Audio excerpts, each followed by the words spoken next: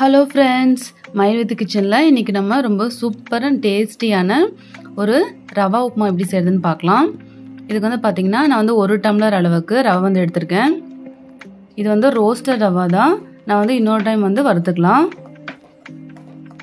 இப்போ லைட்டாக வறுத்துட்டு 1 ஸ்பூன் அளவுக்கு நெய் விட்டுக்கலாம்.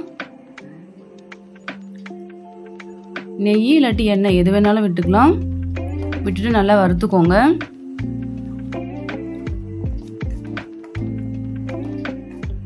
அடுப்பை வந்து சிம்மிலே வச்சு நல்லா வறுத்துக்கோங்க. பாருங்க, நல்லா சூப்பராக வறுத்து எடுத்தாச்சு.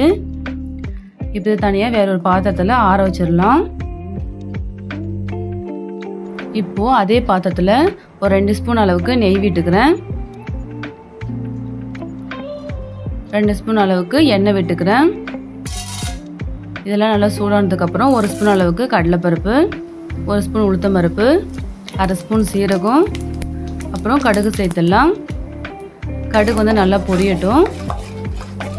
பொரிஞ்ச பிறகு கொஞ்சமாக இஞ்சி வந்து சேர்த்துக்கலாம். இந்த ரவா உப்புமாவுக்கு இஞ்சி வந்து நல்லா வாசனையாக சூப்பராக இருக்கும். ஒரு மீடியம் சைஸ் அளவுக்கு பெரிய வெங்காயம் நீள்வாக்கில் கட் பண்ணி சேர்த்துக்கலாம். கொஞ்சமாக கருவேப்பிலை, 3 பச்சை மிளகாய் நீள்வாக்கில் அரிஞ்சு அதையும் சேர்த்துக்கிறேன். சேர்த்துட்டு நல்லா கலந்து விட்டுக்கலாம். உப்புமாவுக்கு வந்து வெங்காயம் வந்து ரொம்ப வதங்கணும்னு அவசியம் இல்லை.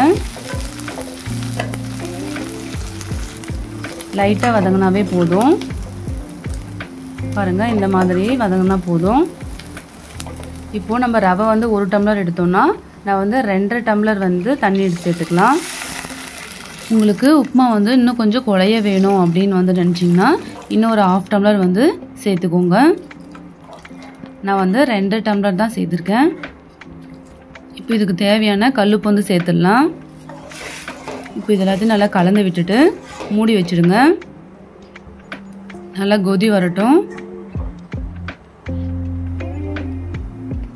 பாருங்கள், நல்லா கொதிக்க ஆரம்பிச்சிருச்சு. இப்போ நம்ம வறுத்து ஆற வச்சுருக்கிற ரவையை வந்து கொஞ்சம் கொஞ்சமாக வந்து சேர்த்துடலாம். ஒரே தடவையிலே எல்லாமே சேர்த்துட வேண்டாம். கொஞ்சம் கொஞ்சமாக சேர்த்துட்டு அப்படியே கலந்து விட்டுட்டே வாங்க. அப்போ தான் ரவை வந்து கட்டி விழாமல் வரும். இப்போ கொஞ்சம் கொஞ்சமாக சேர்த்து அப்படியே கலந்து விட்டுக்கலாம்.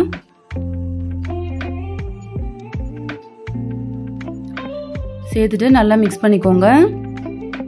இப்போ பாருங்கள், நல்லா மிக்ஸ் பண்ணியாச்சு.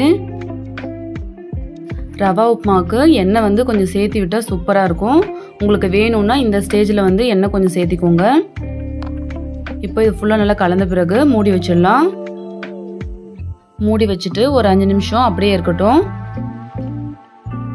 இப்போ பாருங்கள், நல்லா சூப்பராக தண்ணியெல்லாம் நல்லா ட்ரை ஆகிடுச்சு. பாருங்கள், நல்லா உதிரி உதிரியாக வந்திருக்கு.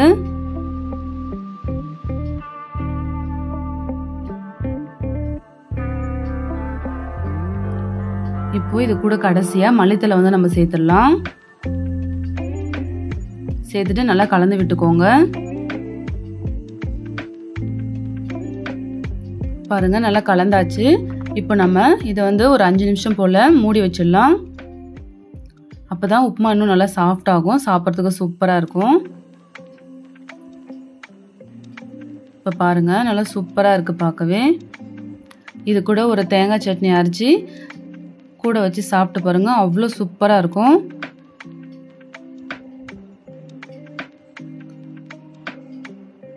இந்த ரெசிபியை நீங்களும் வீட்டில் ட்ரை பண்ணி பாருங்கள். ரொம்பவே சூப்பராக இருக்கும். ட்ரை பண்ணி பார்த்துட்டு எப்படி இருக்குன்னு கமெண்ட்ல சொல்லுங்கள்.